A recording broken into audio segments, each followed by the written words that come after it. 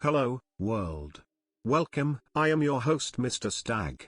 Today we will be taking a deep dive into JetBlue Airways Corporation, ticker symbol JBLU. JetBlue Airways Corporation is a major American low-cost airline, and the seventh largest airline in North America by passengers carried. The airline is headquartered in the Long Island City neighborhood of the New York City borough of Queens. It also maintains corporate offices in Utah and Florida. In 2020, it ranked 394 financially on the Fortune 500 list of the largest United States corporations by total revenue. JetBlue operates over 1,000 flights daily and serves 100 domestic and international network destinations in the United States, Canada, Mexico, the Caribbean, Central America, South America, and Europe. JetBlue is not a member of any of the three major airline alliances, but it has codeshare agreements with 21 airlines, including member airlines of Oneworld, SkyTeam, and Star Alliance. JetBlue was incorporated in Delaware in August 1998 with its headquarters in Forest Hills, Queens. David Neeleman founded the company in August 1999, under the name NewAir. David G. Neeleman, born October 16, 1959, is a Brazilian-American businessman and entrepreneur. He has founded 5 commercial airlines: Morris Air, WestJet, JetBlue Airways, Azul Brazilian Airlines, and Breeze Airways. Along with Humberto Pedrosa and Igor Lezer, he owned 45% of another commercial airline in Europe, TAP Air Portugal. In 2017 he became a citizen of Cyprus. Neeleman was born in São Paulo, Brazil. He lived in Brazil until he was 5 and he was raised in Utah. He co-founded, with June Morris, Morris Air, a low-fare charter airline, and from 1984 to 1988, he was the executive vice president of the company. In 1988, Neeleman assumed the helm of Morris Air as its president. In 1993, when Morris Air was acquired by Southwest Airlines for $130 million, Neeleman received $25 million from the sale. He worked for 5 months on their executive planning committee. After leaving Southwest, Neeleman became the CEO of Open Skies, a touchscreen airline reservation and check-in systems company, later acquired by HP in 1999. At the same time, he helped with another upstart airline, WestJet. JetBlue was incorporated in Delaware in August 1998 and officially founded in February 1999. As the CEO of JetBlue Airways, his 2002 salary was $200,000 with a bonus of $90,000. Neeleman donated his entire salary to the JetBlue Crew Member Crisis Fund, which was established for JetBlue employees who had fallen on hard times. On March 27, 2008, Neeleman officially announced plans to launch a new airline, Azul, a domestic carrier in Brazil. In 2013, Azul completed around $1 billion in sales and is currently Brazil's third largest airline. On October 30, 2013, Neeleman and his youngest brother, Mark James Neeleman, a co-founder of Azul, announced the launch of a new company, Vigzul, a home security and monitoring company. Vigzul came from an idea of Mark Neeleman and was founded by David Allred, Brett Chambers, and Neeleman serves as chairman of the board and principal investor. In June 2015, the Portuguese government decided to sell the TAP Air Portugal Group, owner of the national air carrier, TAP Air Portugal, to the Gateway Consortium with David Neeleman in partnership with Humberto Pedrosa, who take control of 61% of the capital of the Portuguese carrier. TAP Air Portugal will maintain the country as the airline's main hub for a minimum of 30 years. In July 2020, the Portuguese state increased its stake to 72.5%. It acquired this stake from Atlantic Gateway Consortium, which now holds 22.5%. At the time of this video, David Neeleman's net worth is $400 million. JetBlue started by following Southwest's approach of offering low-cost travel, but sought to distinguish itself by its amenities, such as in-flight entertainment, TV at every seat, and SiriusXM satellite radio. JetBlue sought to primarily use the Airbus A320 family to ease maintenance, a similar approach Southwest takes with the Boeing 737. In September 1999, the airline was awarded 75 initial takeoff/landing slots at John F. Kennedy International Airport and received its USTAT CPCN authorization in February 2000. It commenced operations on February 11, 2000, with services to Buffalo and Fort Lauderdale. JetBlue's founders had set out to call the airline taxi and therefore have a yellow livery to associate the airline with New York. The idea was dropped after threats from investor JP Morgan to pull its share, $40 million of the total $128 million, of the airline's initial funding unless the name was changed. JetBlue was one of only a few U.S. airlines that made a profit during the sharp downturn in airline travel following the September 11 attacks. The company's planned initial public offering was put on hold due to the attacks and subsequent downturn. The IPO took place in April 2002. With 5,866,667 shares of its common stock at a price of $27 per share, the airline sector responded to JetBlue's market presence by starting many rival carriers. Delta Airlines started Song and United Airlines launched another rival called TED. Song has since been disbanded and was reabsorbed by Delta Airlines and TED reabsorbed by United. In October 2005, JetBlue's quarterly profit had plunged from $8.1 million to $2.7 million, largely due to rising fuel costs. Operational issues, fuel prices, and low fares, JetBlue's hallmark, were bringing its financial performance down. In addition, with higher costs related to the airline's numerous amenities, JetBlue was becoming less competitive. For many years, analysts had predicted that JetBlue's growth rate would become unsustainable. Despite this, the airline continued to add planes and routes to the fleet at a brisk pace. JetBlue experienced its first ever quarterly loss during the fourth quarter of 2005 when the airline lost $42.4 million, enough to make them unprofitable for the entire year of 2005. The loss was the airline's first since going public in 2002. In addition to that, JetBlue forecasted a loss for 2006, citing high fuel prices, operating inefficiency, and fleet costs.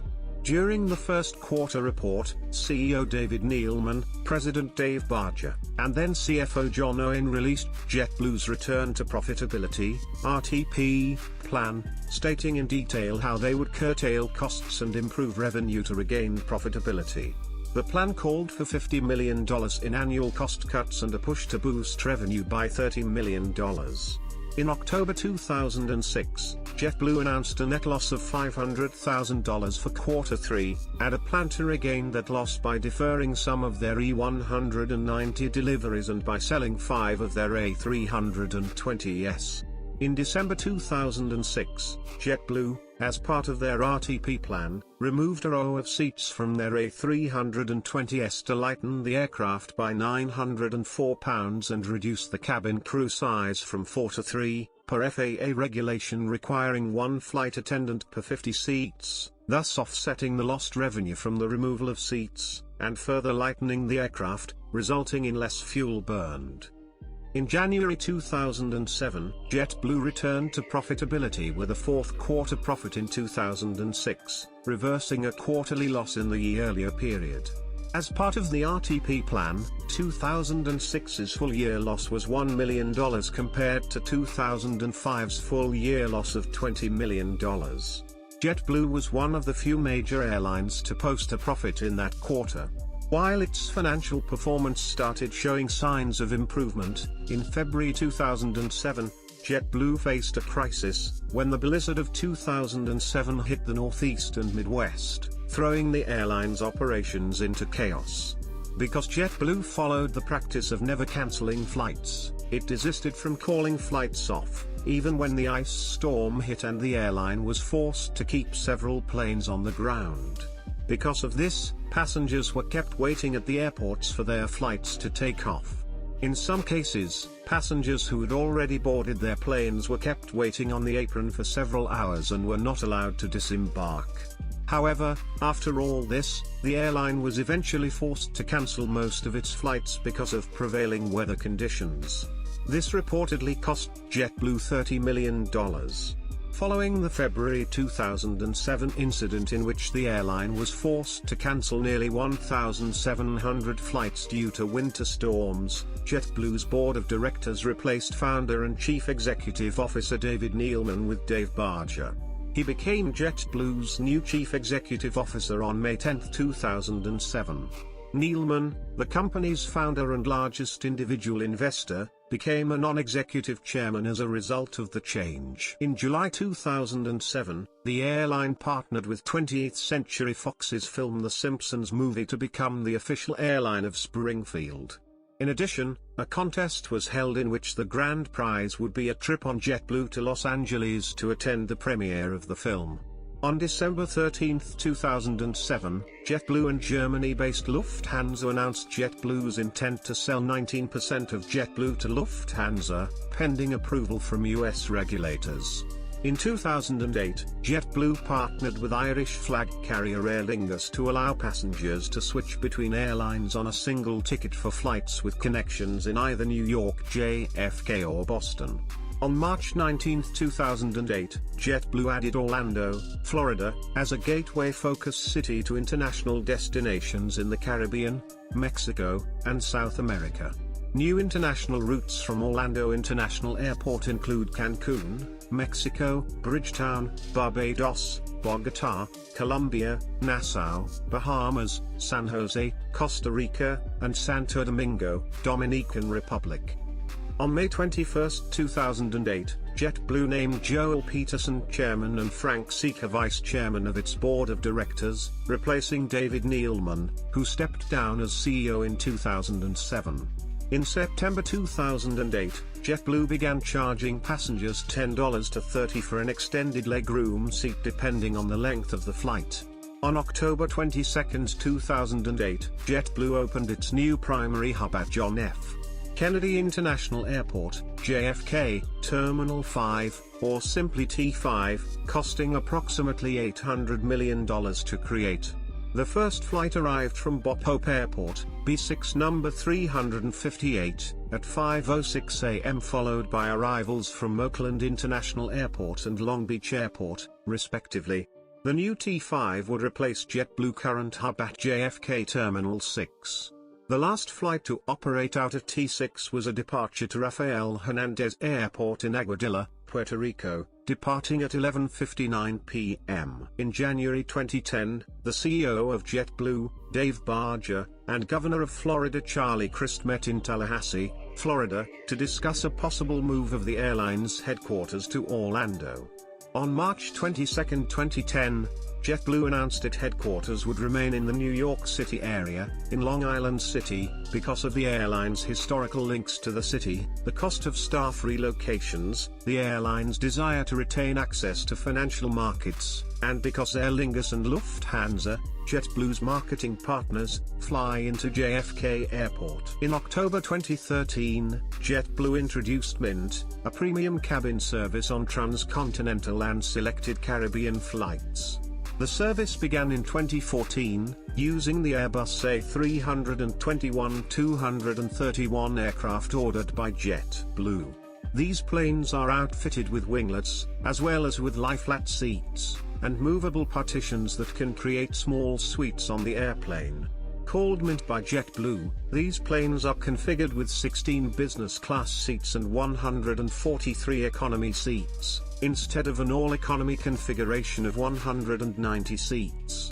On April 22, 2014, JetBlue's pilots voted to unionize for the first time since the airline was founded, with 71% casting ballots in favor of joining the ALPA. On September 18, 2014, Dave Barger announced his resignation from the company effective February 16, 2015, following several reports that investors and the board were unhappy with his performance. He was replaced on the board and as CEO by Robin Hayes. On May 6, 2015, JetBlue was one of the first airlines to be granted a license to commence charter flights to Cuba, with flights departing from New York City. The weekly charter service began on July 3, 2015, with 150-seat Airbus A320s. In July 2016, JetBlue announced commercial flights from the United States to Cuba would commence in late August. On August 31, 2016, JetBlue Flight 387 from Fort Lauderdale Hollywood International Airport to Abel Santa Maria Airport, in Santa Clara, became the first scheduled commercial flight between the United States and Cuba in 55 years. Only charter flights were allowed under previous rules, which required that passengers had to arrive more than 4 hours before the scheduled departure and often endure long lines for documentation checks, late flight arrivals, and pay high baggage fees. In 2016, JetBlue had bid for but was unsuccessful in acquiring Virgin America, which was instead acquired by Alaska Air Group. In April 2019, JetBlue announced that it would launch transatlantic flights to London from Boston and New York. The airline added that it would be converting 13 orders for the A321neo into the longer-range Airbus A321LR to serve the new routes. In January 2020, JetBlue announced its intentions to start becoming carbon neutral on all domestic flights. JetBlue made changes to its operations due to the COVID-19 pandemic and its associated impacts on aviation. This included the reduction of passenger capacity by blocking middle seats on its Airbus A320 and A321 aircraft, and aisle seats on the Embraer E190. As a result of the economic effects caused by the pandemic, the company launched voluntary separation and extended time-off programs. By August 2020, JetBlue, along with Southwest Airlines, implemented strict policies for the wearing of facial masks, the policies of which would additionally not allow for medical exemptions, as part of their procedures during the COVID-19 pandemic. The airline also announced that it would also continue to block middle seats through at least mid-October. In June 2020, the airline announced several new routes across its network, including point-to-point routes between the northeastern United States and Florida, and new transcontinental routes from Newark Liberty International Airport. Along with the impact of the COVID-19 pandemic on aviation, the airline announced that over 60% of its employees were interested in taking early retirement or long-term leave from the firm.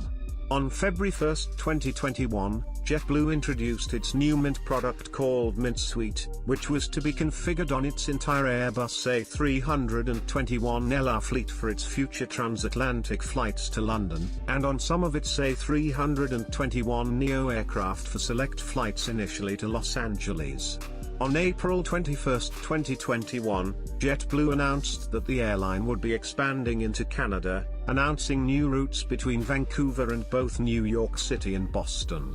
In May 2022, JetBlue's offer for Spirit Airlines, made in response to an offer from Frontier, was rejected, citing an unacceptable level of closing risk even with an enhanced offer. On July 28, JetBlue announced it had reached an agreement to purchase Spirit Airlines for $3.8 billion.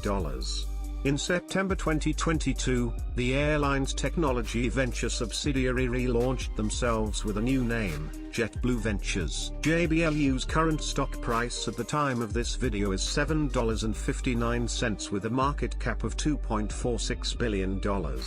The stock is currently undervalued according to Simply Wall Street by 44.4% with a fair value price of $13.66. The company has a PE ratio of -4.8. The company has a PS ratio of 0.3 and a PB ratio of 0.7.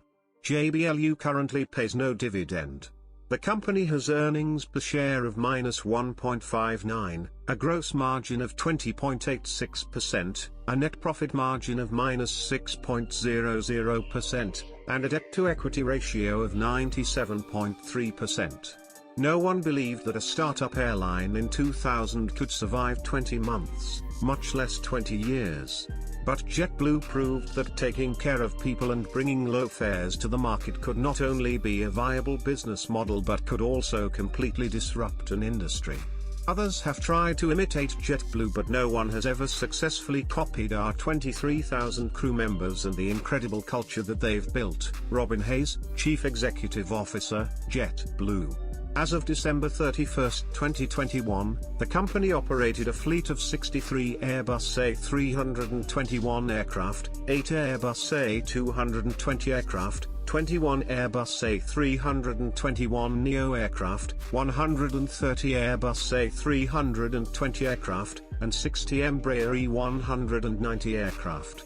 It also served 107 destinations in the 31 states in the United States, the District of Columbia, the Commonwealth of Puerto Rico, the U.S. Virgin Islands, and 24 countries in the Caribbean and Latin America. JetBlue Airways Corporation has a strategic partnership with American Airlines Group Incorporated to create connectivity for travelers in the Northeast. What are your thoughts about the history of JetBlue? How has your experience been when flying with the carrier over the years? Also, what do you expect from it in the future? Let us know what you think of the airline and its story in the comments section. Mr. Stag logging off.